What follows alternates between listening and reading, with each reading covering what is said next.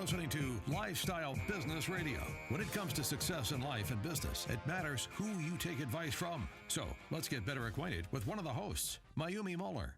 Mayumi is the quintessential cosmopolitan success story. Born in Japan and raised in the United States, Mayumi's Japanese and African American heritage has helped her learn how to connect with people from highly diverse cultures and backgrounds. Following her coursework at the University of Washington, Mayumi pursued a career in modeling, working professionally in major metropolitan areas throughout the United States and Europe. During this time, Mayumi cultivated an elegance, charm, and winning attitude that crowned her Mrs. Washington State in 1995 and landed her less than 5 places away from achieving Mrs. America. Since that time, Mayumi has raised 5 amazing children while attaining to the highest levels of success in every field she's entered. A President's Award-winning real estate agent for John L. Scott for 10 years, the top sales rep of a Fortune 500 company, owner of 8 multi-million-dollar businesses, and the world's #1 trainer in self-running business ownership. Learn the secrets to success in life and business from this amazing woman at the Lifestyle Business Owner Academy website, lboacademy.com. That's lboacademy.com. Why build a business when you can build a lifestyle? Well, let's get into our LBO segment, which stands for the Lifestyle Business Owner. This is where we talk about how to grow a business, grow your profits, and make it run without you. Well, who wouldn't want that? I don't know anybody on this planet that wouldn't want that. True. And so, you know what? There's lots of things in business that we all have to learn. Yes. And you don't have to be an expert at everything, right? But you just have to have a good understanding as a business owner so that you can effectively run your business and make good decisions on a daily basis, right? So some parts of running a business are, marketing. You got your employee management, systemizing your business operations. But there's the financial aspect that I find as a business broker, Mayumi, for the past 17 years, I've been dealing with businesses and consulting businesses where they don't even understand their financial statements. No. They don't even know what they mean. They just I ask them for them, hey, I need to do a valuation on your business.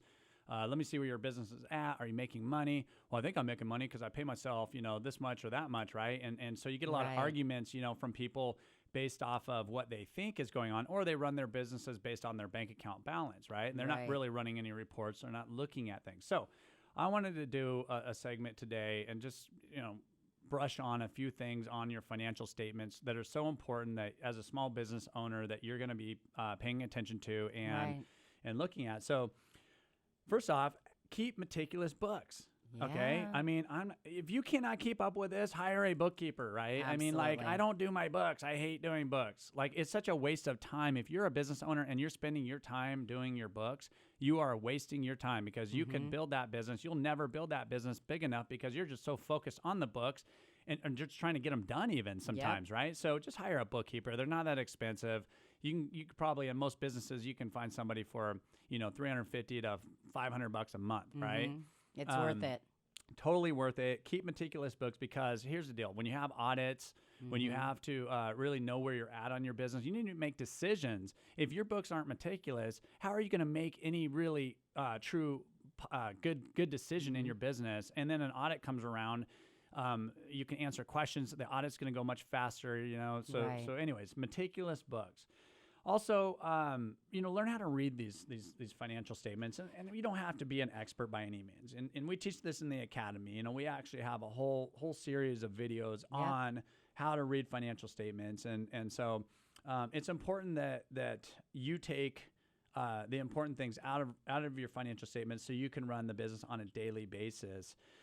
So, anyways, the other thing is creating a budget. Right. I mean, most businesses don't create budgets. No. They just spend money and they go, oh, I have some money over there. Go month by month. Yeah, month by month. And, I've been guilty of it, but I'm going to tell you right now that if you can create a budget, especially once you get going, right? So once that business is really going, you now can focus your energy on saving some money based off of budgeting. And you look at your business, and I would say start your budget 6 months before your year is up, and look at previous years and what you spent on things and how things are working in your business, and if they're working better or worse or whatever, and that you need to put more money into something or that you can cut back. It's not all about budgets. Are not all about I'm going to save a couple pennies on pens. My pen budget's gone down. I mean, it's everything, right?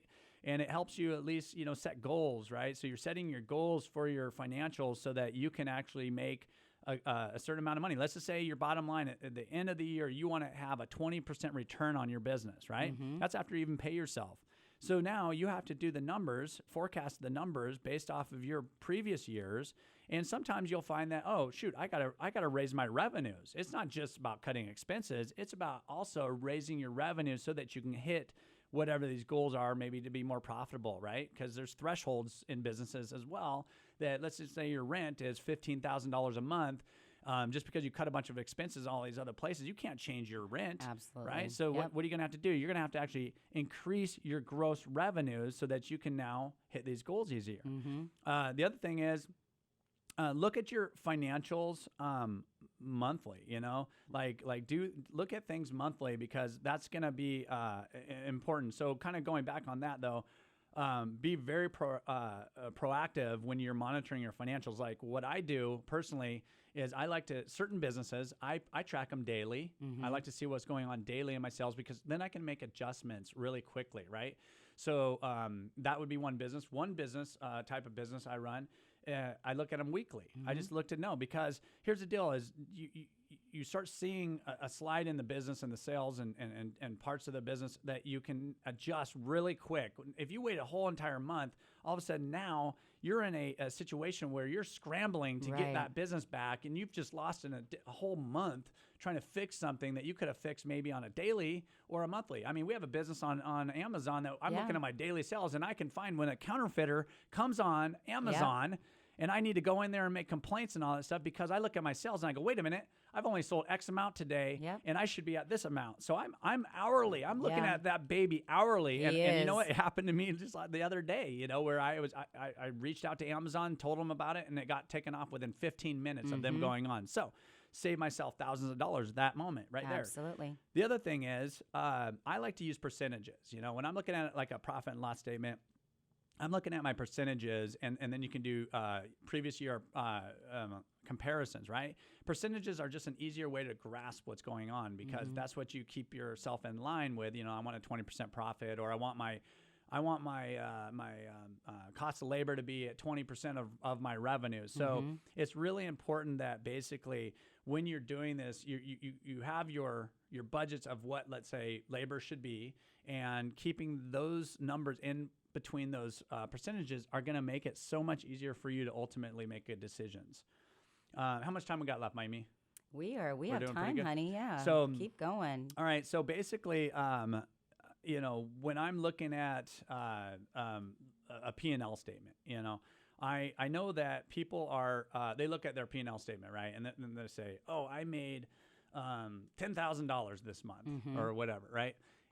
But they're not taking into account, there's things that are not on that profit and loss statement, right? So you maybe made $10,000, but you had a truck loan, right? Right. Let's say you had a truck loan of $2,000 a month, right?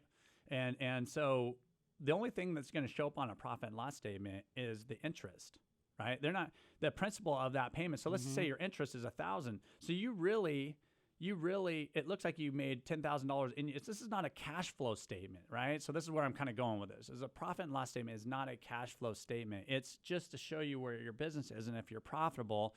But there's items in there that are not showing up, such as your principal that you're paying towards loans, right? So you could have a huge loan payment. You could have a $5,000 a month loan payment or a $10,000 a month payment. You made $10,000, but $5,000 of that went into you actually paid out, let's say $10,000, and only $5,000 of that was written off as interest. So it really cost you an additional $5,000 on that P&L statement that you're thinking you have an extra $10,000 in the bank account now, or that you made that and you're going to be rolling and you can write yourself a $10,000 check.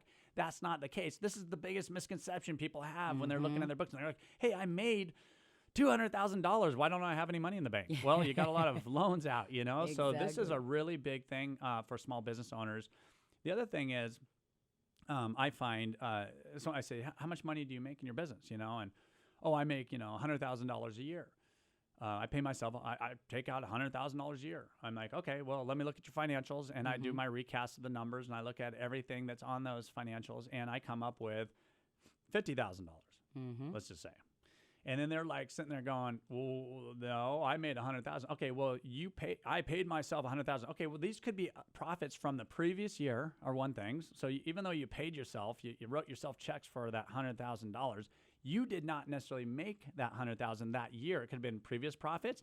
The other one that I see quite often, it's robbing Peter to pay Paul. Yes. The government, right? I mean, if you're collecting money from, let's say 941s or your Department of Revenue, depending on, your taxes in your state and everything, but you can all of a sudden be using this money or even bills that you're not even paying on time, right? You're writing yourself checks that with money you don't have. So don't be robbing Peter to pay Paul. Yep. This is where people have to really be conscientious about the money that's in their account and knowing that it's not all their money all the time. Right. And don't think that you're rich because you got some money in the bank account.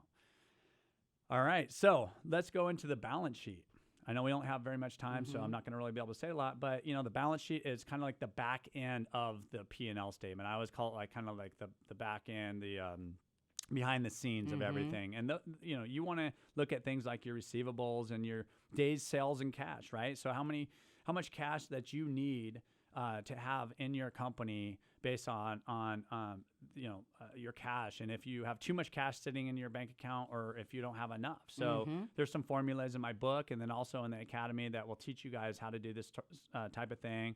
Return on your assets, like, are you buying too many assets in your business? So there's formulas to look at your assets of how many assets you have, and then look at what your revenues are. And did you just buy too many pieces of equipment based on the revenues? And if you did, then now you got to go out and sell, right? That's what that balance sheet is going to tell you. So, are we good? We are good. And this information is in the Lifestyle Business Owner book. And of course, you get a really dig down deep in the Lifestyle Business Owner Academy, the LBO Academy, which you want to look into that. The financial, we have our financial analyst is the one that does the videos for the financial portion of it. And man, you are going to learn how to read your financials upward, down, backwards, forward. So you're going to be sick of financials, I but know, you're going to be knowledgeable. You're going to be a better business owner. Right. So stay tuned for the Ask Aaron segment. This is where people around the world ask us questions about the street smarts of small business. If you've missed any of our show, make sure you go to lboradio.com, and you can always follow us on LBO Radio on Facebook and Instagram.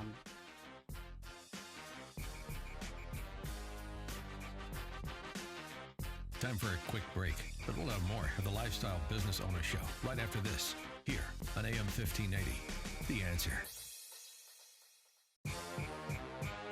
You're listening to Lifestyle Business Radio. When it comes to success in life and business, it matters who you take advice from. So let's get better acquainted with one of the hosts, Aaron Muller. As a child, Aaron developed an interest in small business ownership from his family's marina on San Juan Island. From the start, Aaron was driven to seek out business opportunities and attain entrepreneurial success. His very first business venture was catching and selling shrimp at the docks when he was only 10 years old. While his peers were preparing to enter 7th grade, Aaron opened a bumper boat rental company, catering to San Juan's ample tourist traffic. Aaron's first real job came in high school, but by the time he graduated, he had earned enough to purchase half the company. Over the past 30 years, Aaron has gone on to start or buy over 20 companies in the Pacific Northwest and now owns 8 multi-million-dollar businesses. Aaron is the world's premier trainer in self-running business ownership and author of the Lifestyle Business Owner book, which lays out the principles for making a 6-figure income by working as little as 5 hours a week. Learn how to achieve your goals from this phenomenal business mind at the Lifestyle Business Owner Academy website, where you learn all kinds of amazing business knowledge.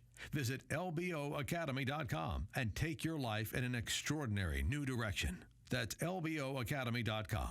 Why build a business when you can build a lifestyle? Sweet. Hey, Mayumi, let's get into the questions for the Lifestyle Business Owner. What do you say? Well, I would love to, but let's talk about the Academy. Oh, yeah. So the Lifestyle Business Owner book, you all know, is already available since January, digital download. Go to the big bookstores. You Go just to the start asking if they don't have it there. You tell them to bring it. Yes. Bring it into the bookstores so more and more people can join the revolution. Exactly. You know what? We need to be able to touch and feel the books again. I mean, I know I've been enjoying reading your book again just because I carry it around. I flip the pages. I write in it.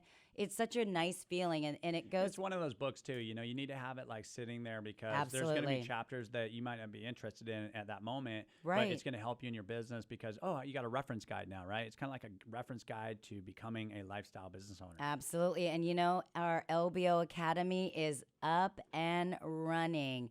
LBO Academy is an academy that Aaron and I designed and put together where we actually teach people how to buy a business, grow profits, and make it run without you. We teach about financials, systems, employee management, everything you need to know so that you can be like Aaron and I. Now, everyone's lifestyle is different. Our lifestyle is we love to travel.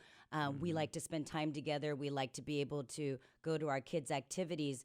You might have a different vision of your lifestyle, but the bottom line is you might want to have like 30 businesses. Right. I mean, you know, like your lifestyle might just be acquiring more, but it allows you to get more. What we're teaching is something that will allow you to have more time on your hands to do whatever the heck you want. If you want to work 24/7, work 24/7 and get as many businesses as you want or whatever. But right. But I know that your lifestyle, and I know this from all business owners, is not to be shackled to your business. It's not.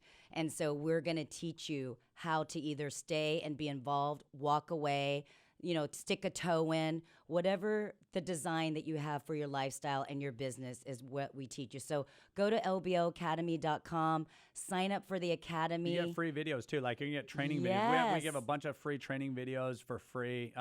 Totally just download those, get a sample of what we're doing. Get a sample of what we're doing. So go to lboacademy.com. So let's get into the questions, Aaron. Sounds good. All right. So Brooke from Charlotte, North Carolina, her favorite way to follow us is Facebook. Thank you, Brooke.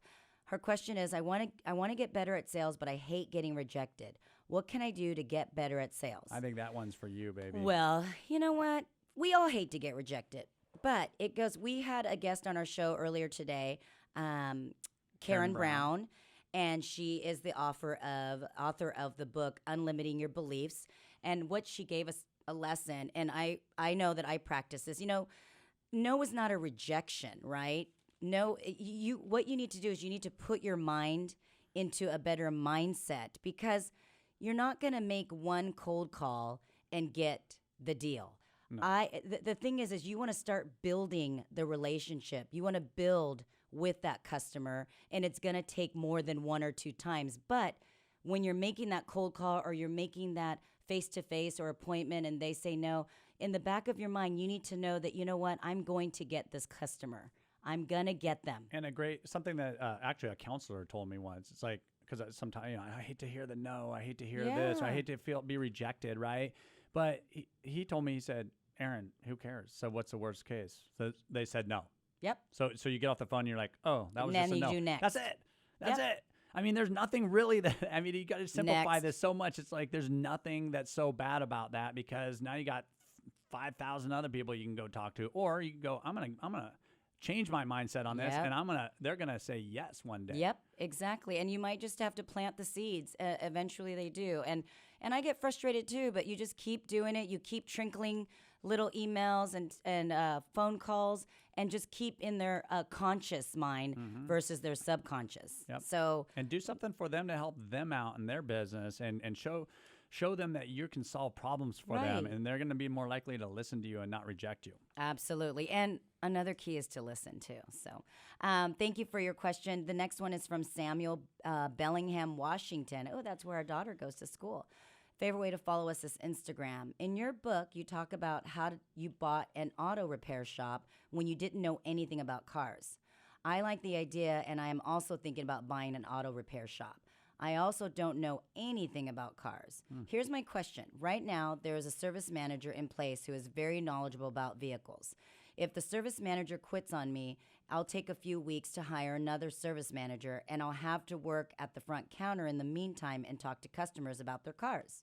How can I talk to customers without sounding stupid or clueless about cars if the service manager ever gets sick or quits on me? Great question. Yeah, because you know what? Like when I bought my auto shop, back in 2000, basically I was in the same boat. I mean, I didn't know how to talk to customers about cars, but you know what I did? I talked to them like a customer would think, right? Like I would use layman terms. I wouldn't be very specific. So if I didn't know something, the technician would give you a write-up, right? And then they'll say your EGR, I still don't know anything. EGR valve is bad, right? And I'd say, and then I would ask the technician something simple like, what exactly does the EGR valve do? And he just says, it just recirculates the gas and fixes the fumes, so better emissions, right? I mean, that's about the extent I know. So, the technician, so then you explain it to the customer just like the technician explained it to you. And then the customer actually likes that better, because once you get too specific and you get really technical, there's a lot of customers that you're going over their head. And now they think that you're just trying to give them a sell job. So just try to just relate with that customer and go, this is something that the technician recommends doing because it's something that will mess up your emissions, and so you won't pass the emissions test. That's all you got to say. So keep it very simple, and don't ever be held hostage to your employees. Right, your employees. You can always find somebody, and you can always cover for them. There's always ways, so don't worry, just do it. Yep. And that shop owner that when you bought that auto repair shop actually said to you, do not ever be held hostage by your employees. Exactly. Right? How did he say it? Say it. Aaron, don't ever be held hostage by your employees. I said, wow, that was probably the smartest thing I've ever heard out of his mouth. Yep. It is brilliant. Brilliant. You can use that analogy on a lot of things too. So thank you for the question, Samuel. The next one's from Judy in Joliet, Illinois. Favorite way to follow us is iTunes. When I get into business, is it better to sign a long-term lease to lock in the good lease rates, or should I keep the lease short to remain flexible? I am a little worried about signing a long-term lease because the landlord requires a personal guarantee. If I sign a 10-year lease at a great location with great rates, but my business doesn't make it that long, I'll personally be liable for keep paying the rent. So is signing a long-term lease risky, or is it a good idea? On this case right here, what's that term my wife always says? Split the baby. Yep, I always say split the baby. Anyways, I think that honestly, a 10-year lease, unless you're like a proven, really well-run business already, things are going great, you're making lots of money, you don't see any kind of downturn, you're going to take that risk in that 10-year lease and say, you know what, it's worth it because I'm going to get a better rate. The other way you can do it, and especially if you're kind of just starting out or you're not 100% about your business or where it's going to go, I would say that a 5-year lease would be fine, and then get a 5-year option on that. And right. then you have a little bit of room to get out. Your business I'm sure will last 5 years at least, and if not, then you get out. And it's the mindset, right? So go out and get Karen Brown's book, and she will help you. I'm going to do it. And you'll get the Lifestyle Business Owner book because he will show you how to run a business. So thank you all for listening to the Lifestyle Business Owner Show, where we talk about the street smarts of small business. If you've missed any of our show, make sure you go to lboradio.com and you can listen to it anytime, anywhere. Again, thank you to our guest, Karen Brown, and make sure you submit your questions to Ask Aaron at lboradio.com. And be sure that you follow us on Instagram and Facebook at The Lifestyle Business Owner. Thank you for listening to us, and we will see you next week.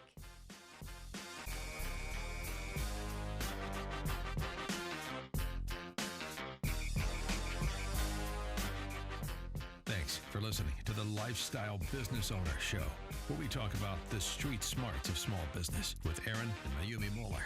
You can submit your questions to be answered on the show at lboradio.com. That's lboradio.com. Join us every Saturday afternoon at 4 for the Lifestyle Business Owner Show, right here on AM 1590. The Answer.